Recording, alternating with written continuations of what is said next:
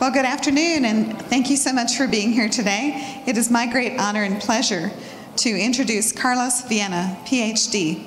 He was named a Google Scholar and is foremost a medical researcher trained as an Oriental medical doctor, having studied in Shanghai, China.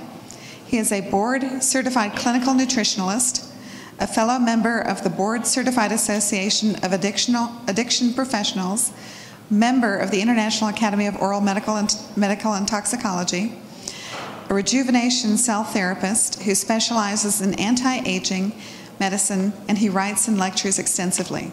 Dr. Viana's medical protocol, Biocompatible Medicine, relies heavily on dental health, which is explained in his book, Prescriptions from Paradise, Introduction to Biocompatible Medicine. Please welcome Dr. Viana. Great.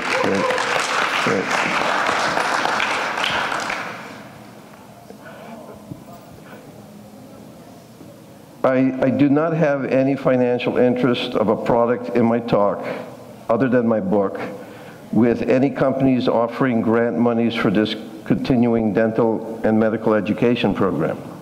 So that's the legal stuff. Video.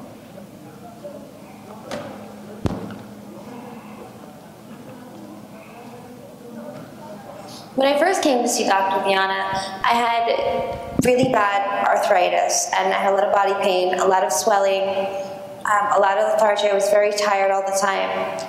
And as I went through his protocol, he sat with me. He had described my symptoms to me, so I didn't have to tell him what was bothering me. He described to me the things that I was experiencing, which was very comforting that I had finally found somebody who might understand what was going on. Okay, tell me a little bit about that. So you first came to Dr. Viana, you entered there. Tell me a little bit about how that went. When I first came to see Dr. Viana, the first few days I was here, I got to experience acupuncture, and I had a lot of back pain when I came. After the acupuncture treatments, my back pain lessened a lot. It was the first time in several years when I was able to move without really feeling a lot of pain. I would never have connected my body pains with having problems in my mouth unless if I hadn't have come here. Okay, did you come to Aruba like for a regular vacation, or did you plan all this? I did not plan all of this.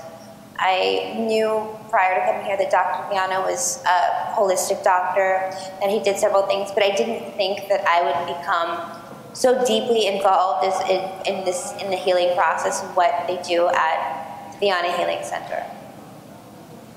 You told me, I heard you say before that you didn't even have to tell him your symptoms. No, I didn't have to. When I came, Dr. Viana took my pulse, he looked at my tongue, my mouth, my face, and he described to me my symptoms. I didn't have to tell him what was wrong with me.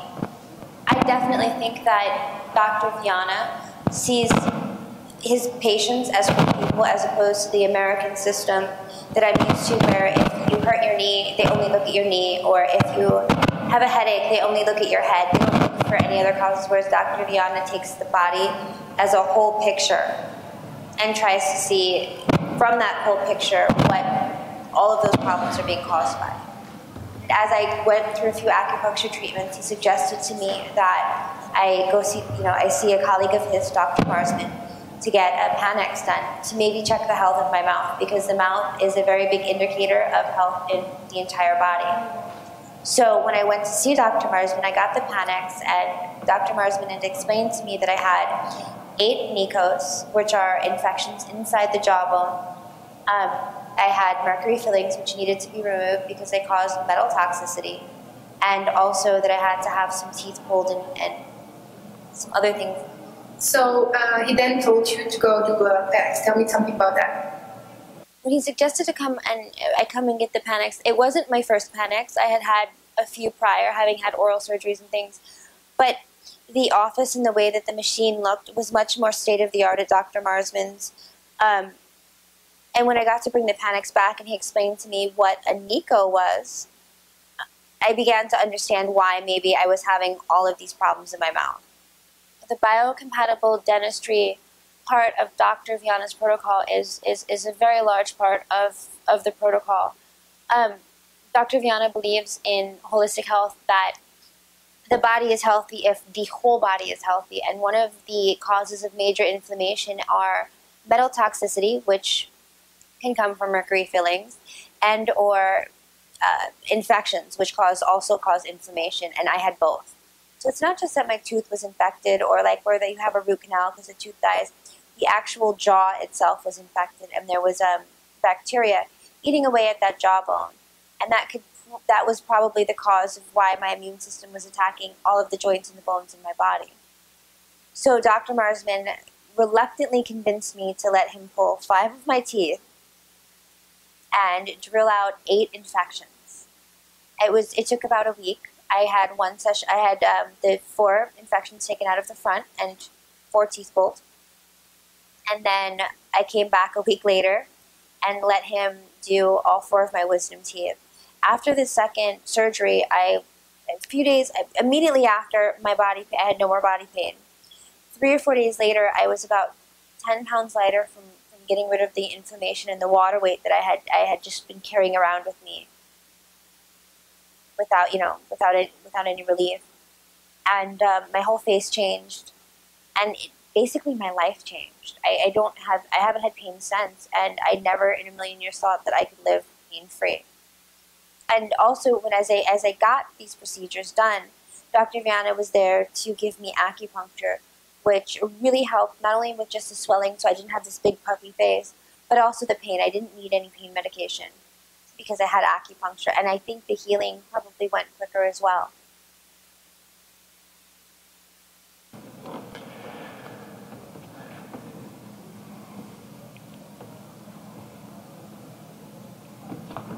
Great. It's this one.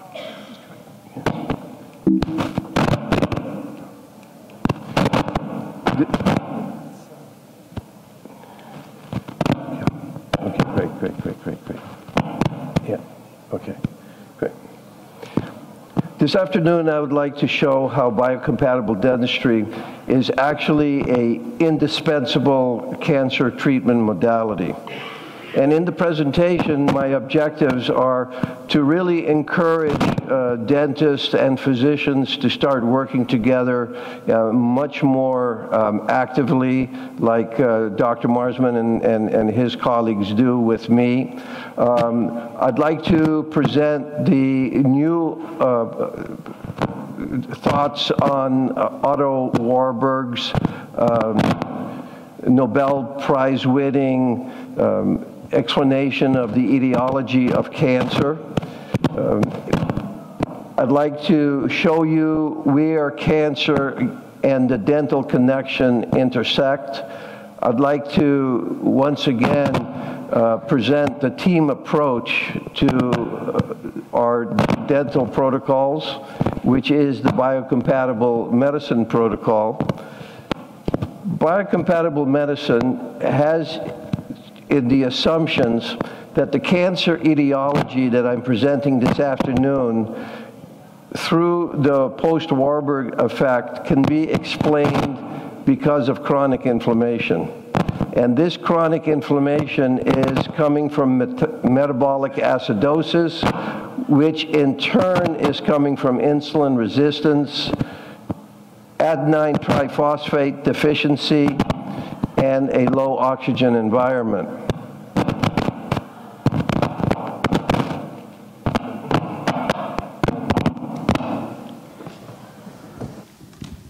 Can we try it there? Sure. Yeah, maybe it was just rubbing it together. Sure. I'll leave this here. Yes, okay, great. All right. And that chronic infections are in fact a major part in the cancer etiology.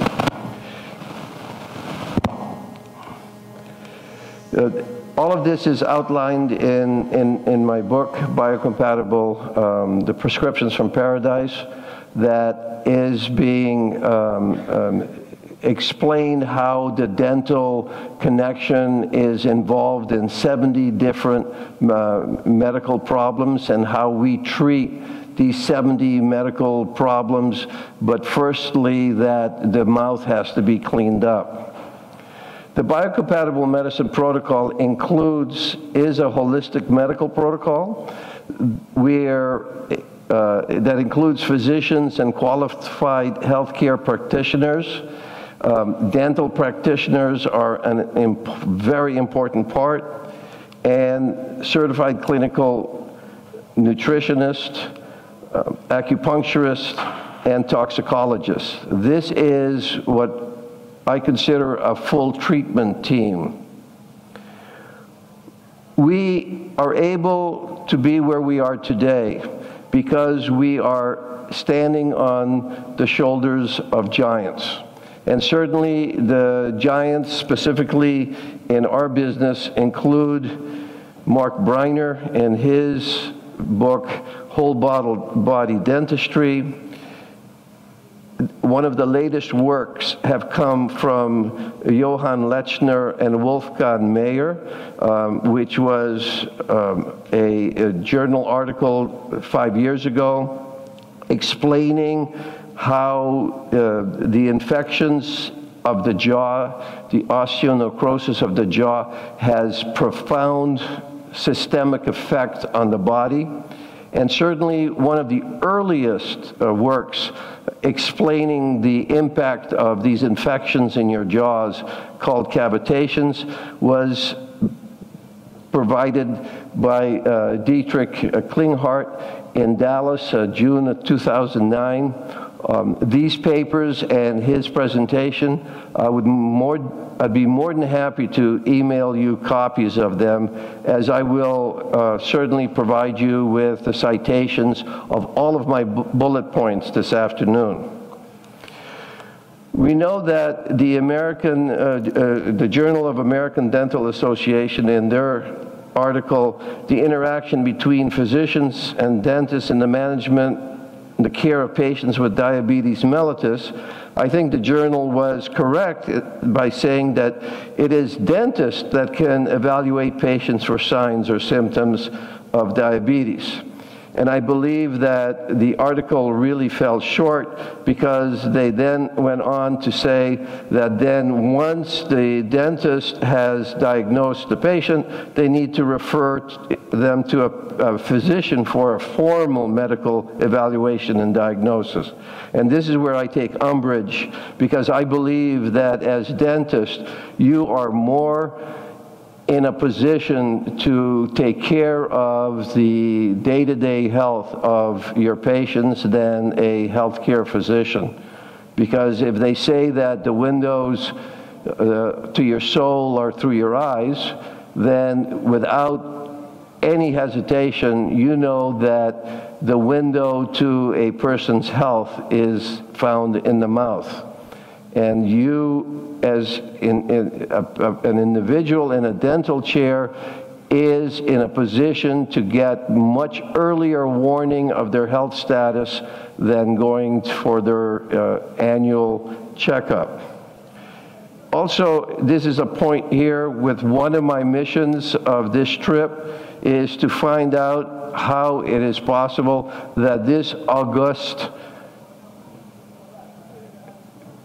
association, this academy with 30 years of experience, with a tremendous amount of scientific knowledge, why don't we have our own journal? We need to start codifying what we are finding, and our science needs a place among the scientific journals. We know that your chance of developing adult onset cancer is shown to be 5 to 10% due to genetics. This is adult onset cancer. We know that the majority of childhood cancers are genetic, changes in the genome. Mostly we're realizing now that it is the toxicity and stresses of grandparents that are affecting the health of grandchildren. So the implications are profound. We know that in adult onset cancers, there is an increase of getting cancer the older you are. We know that the World Health Organization says that 94% of diseases, including cancer, are preventable with hygiene, and that 90 to 95% of cancers are due to environmental factors. And the only two environmental factors that there are is the outer environment, where you are exposed to germs and toxins, and the inner environment, that is your lifestyle, that is affecting the epigenome.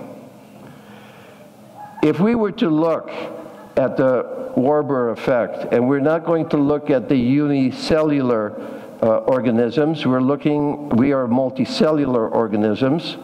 And if there is lots of food available and there is a growth signal, then we know that we are converting the glucose into a growth and producing lactate. In adults, where there is no growth signal, there is a differentiated cell metabolism where your sugar is being hopefully converted to adenine triphosphate and carbon dioxide. However, we also know that there is a difference in those of us who are metabolizing aerobically or using oxygen or not using oxygen.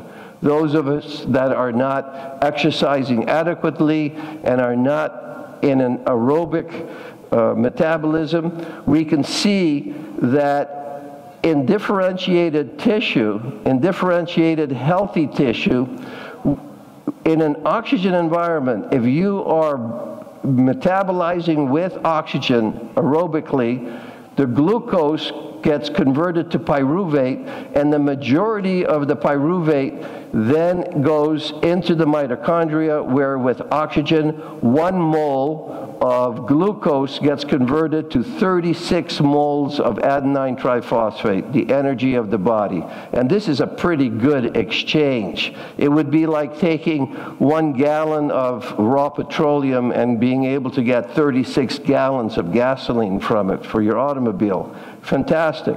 For those individuals who are not exercising adequately, who don't have a good gas exchange taking place, who are into a fermentive metabolism, glucose gets converted to pyruvate. The pyruvate then, instead of going into the mitochondria, gets fermented into lactate, and 1 mole of glucose only produces 2 moles of adenine triphosphate. So what we have here are very tired individuals whose bodies, lacking energy, are stimulated to eat more.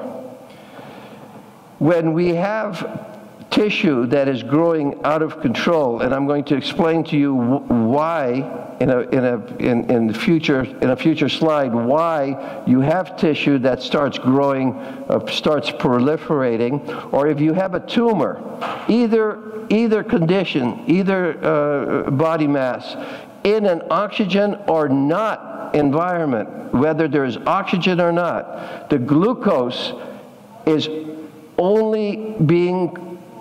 converted to pyruvate, but only 5% of the pyruvate makes its way into the mitochondria.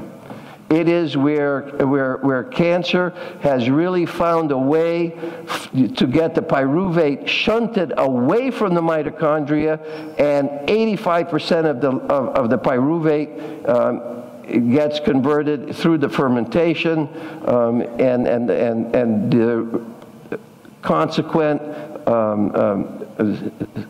yeast infections that we see coming from the fermentation. And this, even if there is an aerobic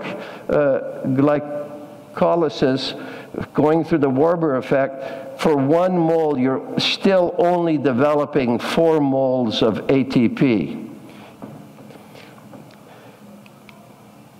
The Warburg hypothesis today has been really discounted by regular medicine.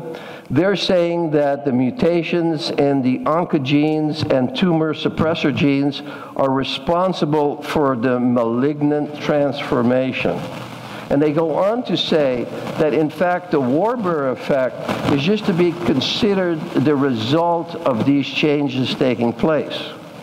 But if we take a good look at the Warburg effect again, we would really realize that what the Warburg effect is saying, in fact, is that cancer is the consequence of damage to the mitochondria in cancer.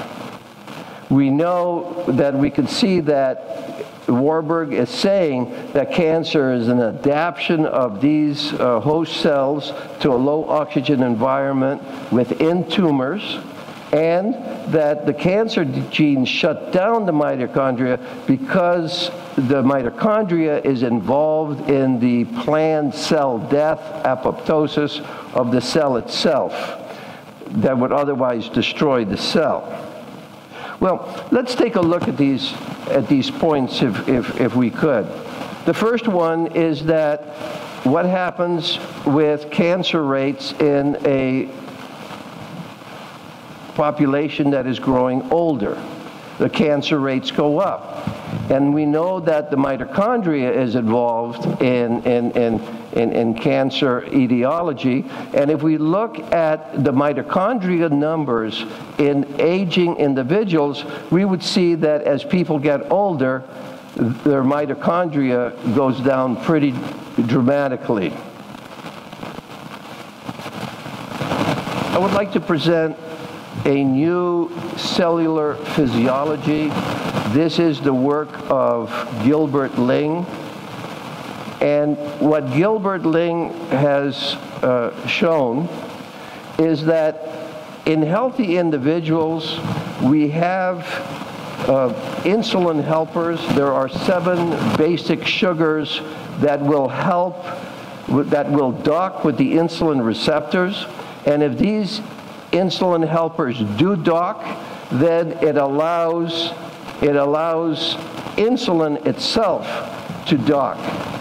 Once insulin has docked, GLUT4 flies out of the cell, and it brings glucose and some of the amino acids into the cell. And the first thing that it does is it converts the glucose to replace the glycogen that was used up while you were asleep. And then it will bring in more glucose and more amino acids, convert them into pyruvate, and then we can also, once we've used up the glucose and the amino acids have been shunted to muscle growth and not to be burned, we can then start using fatty acids to be burned for energy. And the net result of this is that we have a docking taking place, we have the insulin, and we have the mitochondria producing ATP on the brush border. And for you cellular physiologists who talk about the ATP production having a pay in and a pay out, this is the pay in, where the ATP goes into the brush border of the cell. Once ATP is on the brush border of the cell, what we see happening automatically is that sodium and potassium fly into the cell, and sodium and calcium leave the cell. All right, the sodium and calcium, which are the waste products of the cell, leave, and the cell fills up with potassium chloride, which allows the cell to maintain a healthy volume. There are no pumps. In 1957, 2 incredible researchers showed that the cell does not have enough energy even to man 1 pump. But unfortunately, this new cellular physiology is not being taught in any of our schools. Therefore, the insulin sensitivity, a healthy individual, In a living cell, ATP allows the cell to selectively prefer the accumulation of potassium and phosphorus over sodium, magnesium over calcium. It keeps the key intercellular proteins between your cells in a fully extended position, and what this does is it allows the cell to get filled with potassium chloride. The membrane water is polarized and oriented. That's the good news. The reality today is that there is so much metabolic dysfunction. In a healthy individual, insulin is released from the pancreas in waves. It's much like years ago when my son was 17 years old, it's Saturday afternoon, he would come to me and he would say, "Pop, I'd like to go to the movies." No problems. Here's $10. And then he would get on the phone, and a couple of minutes later he'd come to me and he'd say, "You know, is it okay if I invite a young woman to go to the movies with me?" "Sure. Here's another $10. And a couple of minutes later, I see him on the phone again, and he comes over and he says, "Well, you know, Pop, you're going to drop us off at the movies, but the movie doesn't start for an hour. Would it be possible that we could go have a hamburger?" "Sure. Here's another $20. So the money has come out of my wallet in waves. And perhaps it makes me feel a little better that it's not coming out all at once. However, what we have is we have a diet full of simple carbohydrates, and what this does is several months later, it's Saturday afternoon, and my son walks up to me and says, "Pop, I'd like to go to the movies with my girlfriend, and we'd like to go get something to eat. Here's a 50. And this is exactly what happens with your pancreas. All right, you train your pancreas, just like my son trained me to fork over the dough, and we call these insulin spikes. And these insulin spikes, instead of the insulin coming out slowly, it comes out all at once. And we end up with patients that have low blood sugar, hypoglycemia, which to me is more worrisome than an individual who comes with a blood sugar analyte that's a little high.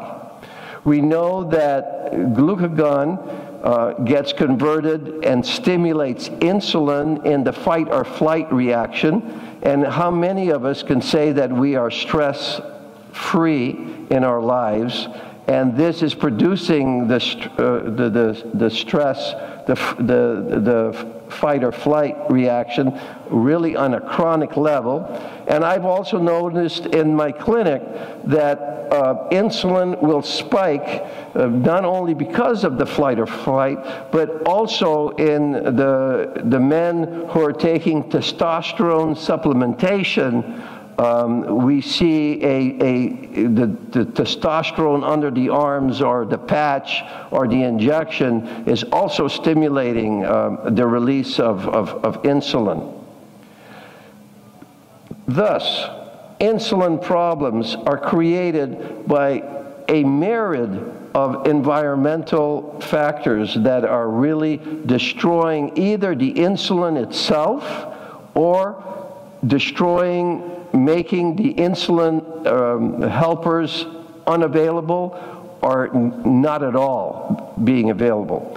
The consequence of this is that you have the insulin helper that's missing, an insulin helper that's been glycinated. We have insulin itself has been proteated.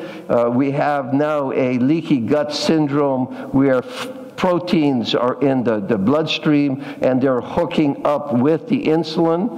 And the consequence is that the insulin is not going to dock. We have the glucose being converted to fat.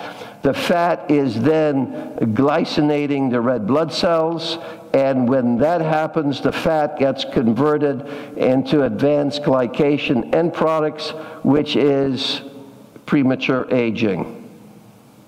On the cellular level, what happens is that without insulin docking, without the production of adenine triphosphate, ATP is lost on the brush border. And this sets up where the sodium and the calcium that is outside the cell, the potassium and the magnesium inside the cell, which the cell needs for its metabolism, all right? The sodium and calcium fly into the cell, the potassium and magnesium leave the cell, and the cell then fills up with sodium chloride, which then attracts moisture. The cell swells, and here we have the etiology of edema and fluid retention in the body.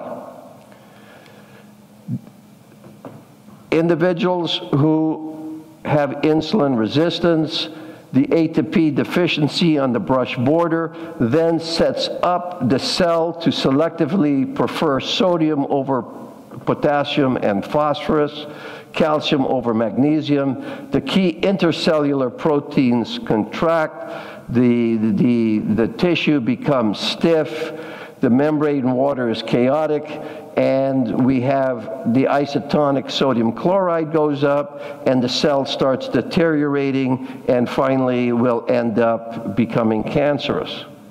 Now, in a previous presentation to the Academy 4 or 5 years ago, we looked at dental patients with oral pathology, and we checked their blood analytes to see if we could find a correlationship. And I reported then that with individuals that have oral pathology, we see an increase in insulin resistance, which would make sense. But really what surprised us pretty profoundly is when we looked at those individuals with dental pathology, and I did a screening for ionized calcium, I was surprised to find out that there was an incredible relationship taking place. For every indice of pathology in the mouth, we saw a double increase in the index of free calcium. Now, there are two forms of calcium in your body. There is bound calcium that is bound to a phosphorus or another mineral, and on the other end, it is bound to a protein, mostly albumin. And this calcium is ready to go back into the bone. It's inert. It doesn't do anything in your body. It is your ionized, your Ca++, that is metabolically active in your body. It is what is responsible for more than the 3,000 enzymatic reactions that take place. So we know that sodium stimulates the heart to beat. It is calcium that gets the heart to relax. If the free calcium, ionized calcium in the blood gets too high, we're looking into all kinds of problems. And my research, clinical research, has shown that if you have the cellular effects, we saw the cellular effects of what is producing the ionized calcium in the previous slides. We also know that insulin resistance plays a tremendous part in the development of too much ionized calcium. We know that subacute bacterial endocarditis produces a tremendous amount of bone mineral loss, ethanol stress, whether the alcohol is coming from abuse or if it's coming from fermentation, that is also producing a lot of bone mineral loss. In your chair, and all of this leads to sarcopenia, muscle loss. And regular medicine calls instead of saying sarcopenia or muscle loss, they put the moniker age-related muscle loss, as if this is supposed to be a normal activity that takes place. Unfortunately, we're seeing sarcopenia in teenagers these days. And what we have then is we have found calcification of soft tissue. Your patient in the chair who has calculus is losing bone material. And if you have a patient that you are recommending that they come every 3 months to have their teeth cleaned, they are right at the door of a degenerative disease. We have found calcification in the breast, in the arteries, cartilage, heart valve, joints, kidneys, and the gallbladder. There is nothing, no part of the body that we have not found to be calcified. Does this explain the low oxygen environment that is taking place, that is part of the etiology of cancer, according to Warburg? Well, we know that calcium forms tight chelate complexes of insoluble salts. And we know that it is so virulent that we know that platelets, besides being glycinated with glucose, can also be calcified. I'm working right now with several laboratories to come up with an analyte that would be able to measure the calcification of RBCs much the same way as everybody's able to measure the glycation of red blood cells in the A1HC. As soon as that becomes available, I think it's going to be a very telling blood test. And we know that low oxygen proliferates cells to grow out of control. So here we see the ionized cancer connection very well seen. Cancer calcification. The literature shows that cancer is found with calcified tissue in the breast, in the pancreas, in the thyroid, in the prostate, in the gallbladder, the ovarian, in the lung. With lung cancer that is also calcified, we also see that there is coronary artery sclerosis. Once again, there is no cancer that does not have a calcification component attached with it. In our clinic, our cancer diagnosis is to do the CEA and the cancer antigen markers. Most of the patients coming to our clinic already have been diagnosed with cancer. They have been told in no uncertain terms that they need to be operated on immediately and start chemo and radiation therapy, or they will be dead in 2 months. This is the average that we're told. When they come to us, I run the CEA markers, and in 50% of the time, the cancer markers are pretty low. Then I know that we're checking for insulin resistance. We are screening for excess ionized calcium. And I do so by looking at the analyte calcium, phosphate, and albumin. There are 2 tests for this. There is a quick and dirty way that you can figure it out. If you take the phosphate of the serum and you multiply it by 2.5, you have the theoretical binding capability of calcium. You then subtract that from the serum calcium. And if you have more than 0.8 as a remainder, there is ionized calcium. I would be more than happy to share with you an Excel file that has the formula where we can then then you can take the albumin and we can get an albumin corrected indice for calcification, for ionized calcium, I'd be more than happy to send it to anybody. What we have also is a panoramic X-ray. And I can say that for the last 15 years, any patient that I send to my colleague dentist, Dr. Marsman, he has provided a panoramic X-ray for free, which is incredible certainly for our research. In 15 years, we have never had a cancer patient who did not have a mouth full of cavitations. And here is the cavitation. This is coming from Klinghart's PDF file. This is obviously a lower mandible in very healthy condition. And this is a mandible. The Klinghart tells us that this young man, this mandible was made available because he committed suicide.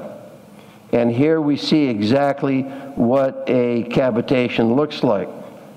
And in Aruba, we have become pretty proficient in removing the cavitations.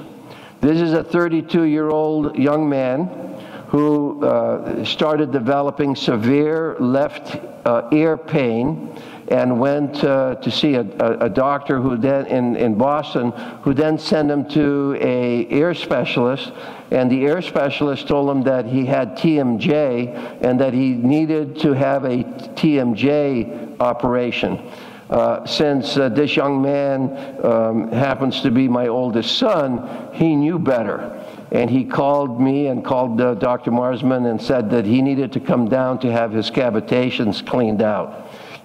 And here he is in the chair, and we have opened him up, and that was quite a cavitation.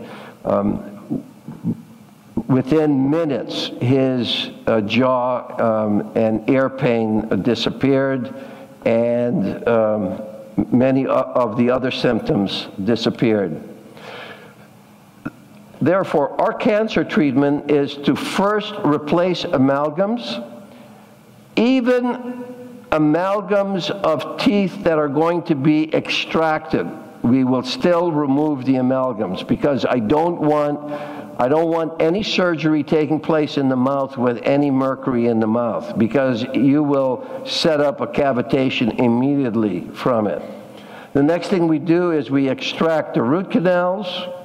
We then remove the third molars that do nothing but reduce the efficiency of the vagus nerve. We clean the cavitations.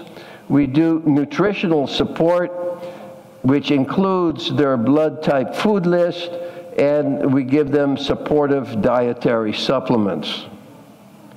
After treatment, the first cavitation that Dr. Marsman and I did, the woman, her face swelled like a chipmunk, and she was black and blue down the neck, and she was in a lot of pain. And over the years, I've developed an acupuncture treatment where our patients do not take any medication at all for pain, and the swelling is minimized even with extractions and the surgeries taking place.